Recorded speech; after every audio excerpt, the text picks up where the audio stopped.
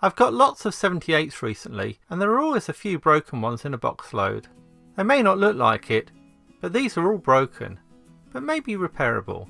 They can break in various ways. Sometimes a piece breaks out, and sometimes they just crack in a straight line. I'm going to try and fix this one. The crack looks like it should close up well. To make sure it stays in position, I've taped it down to a spare vinyl floor tile, which also protects my work surface. I can feel with my fingers whether the crack has closed up or not. This tool is designed for modifying 3D prints, but it's basically a USB soldering iron. I'm using it to melt the edge of the record, but not the grooves. I find adding a little extra plastic helps. I'm sure part of a broken 78 would work fine, but I'm using some spare PLA plastic from my 3D printer.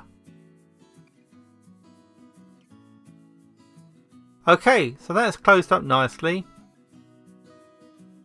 I've only fixed it on one side, which I hope will be enough.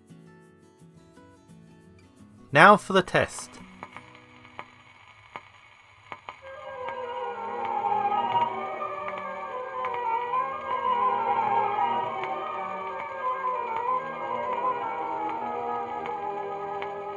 Down by the old mill stream. Well, it plays. It's not perfect as there is a noticeable click. Only time will tell, but it's likely the needle will cause more damage at the crack over time.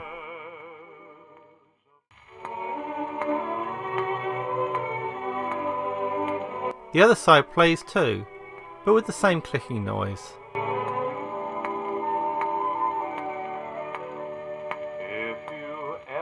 This is by no means the only or the best way to fix a crack in a record. I have several other broken ones, so please let me know in the comments what you think and what methods you have tried. Anyway, if you found that video interesting, then you might like this one. Thanks, and see you in the next video.